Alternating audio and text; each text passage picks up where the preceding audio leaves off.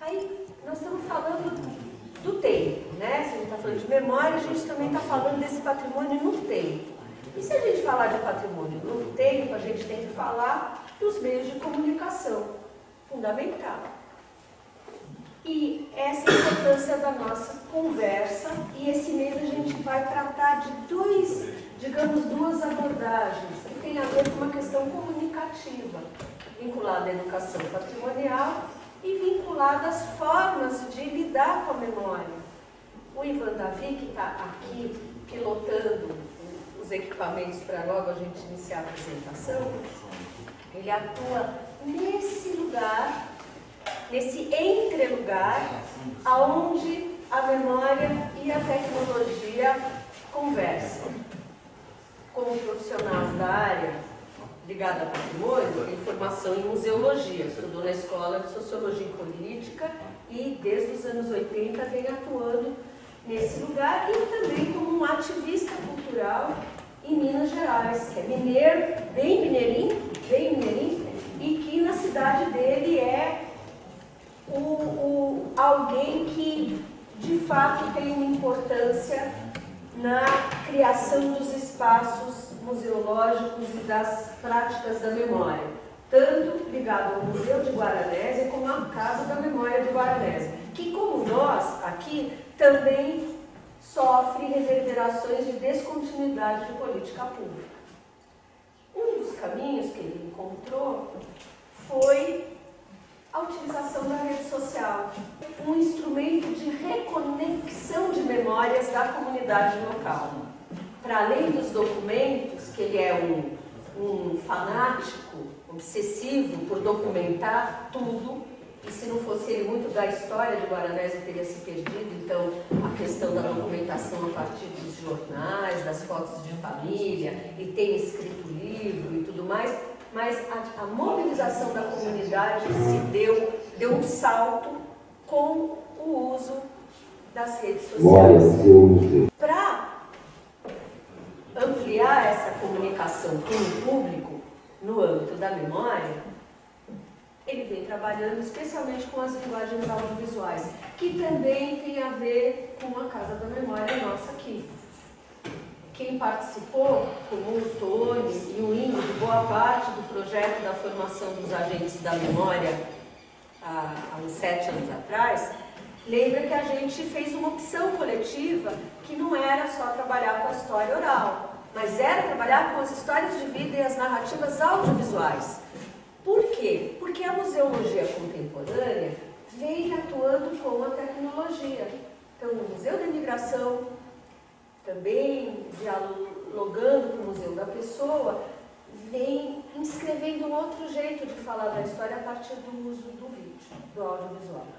Essa é, digamos, mais uma das razões que nos fizeram, então, convidar para apresentar para vocês, que já esteve aqui conosco o professor Ivan Davi. Então, como eu estava dizendo, museólogo e artista visual, formado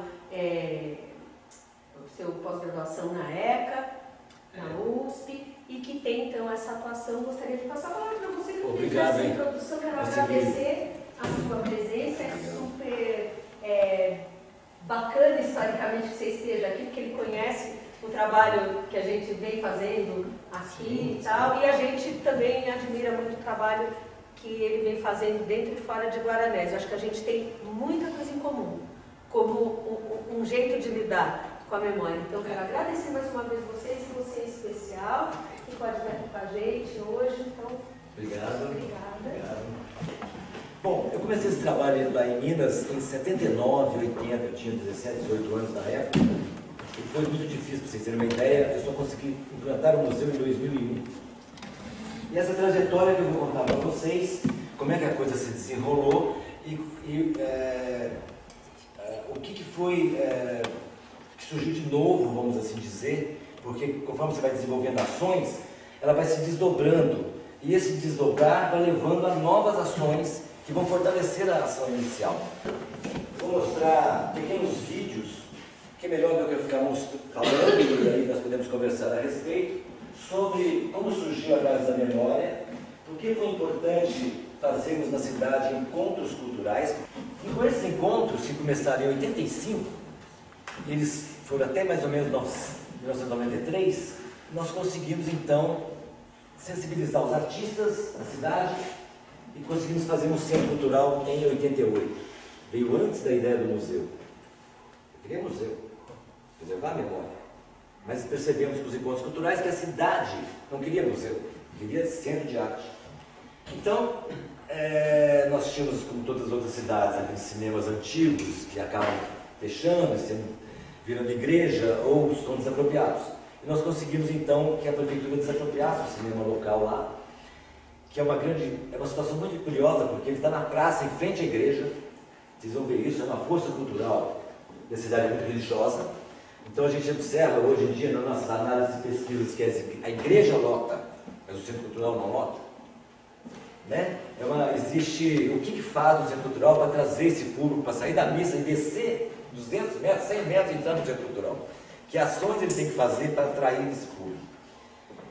Bom, são um videozinhos. Depois que nós fizemos então o centro cultural, nós conseguimos somente em 2001 que uma prefeitura, o prefeito sensibilizasse e implantasse um museu da cidade que chama Casa da Memória também.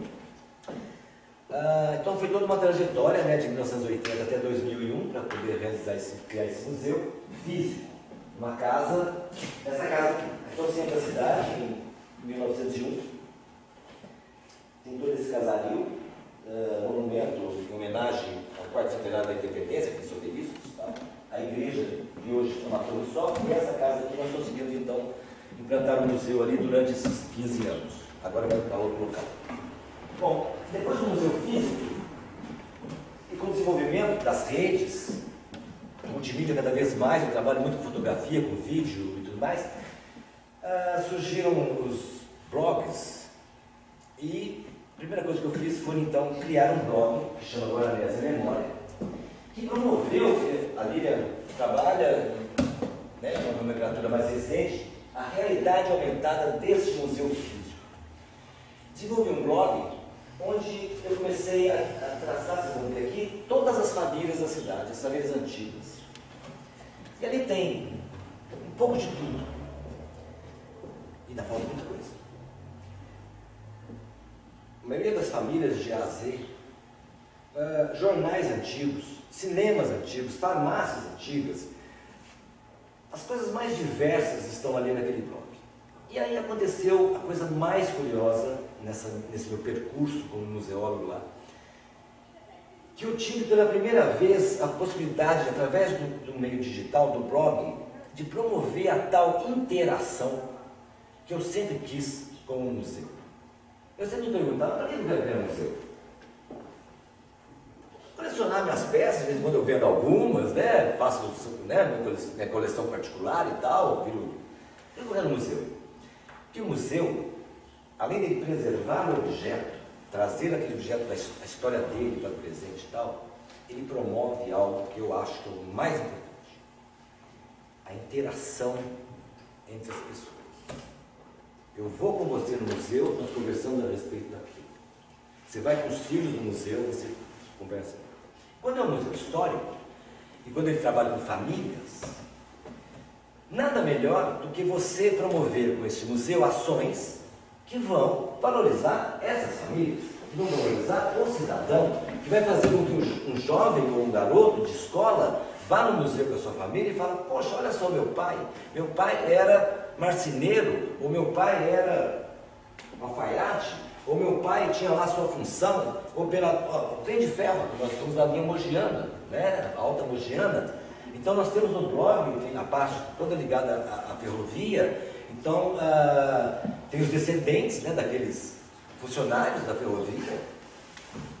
E com o blog foi possível promover a interação que eu buscava com o museu físico.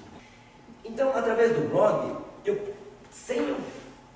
foi uma surpresa enorme, como eu estava dizendo, porque naturalmente as pessoas dessas famílias começaram a interagir entre si. E interagem até hoje. Eu confesso que eu mal preciso administrar o blog.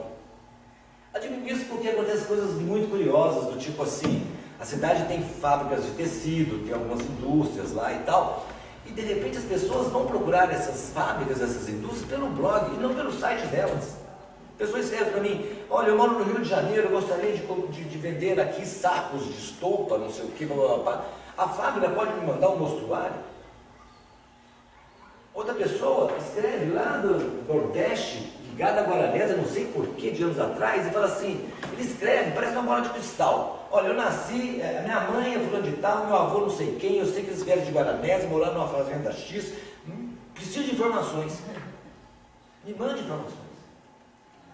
Então o blog promoveu a realidade aumentada desse museu. Além do museu físico, do turismo, faz educação patrimonial, leva os alunos das escolas, orienta, faz as atividades, a dinâmica está aqui. A dinâmica ficou totalmente nas mídias, que é o que está acontecendo hoje.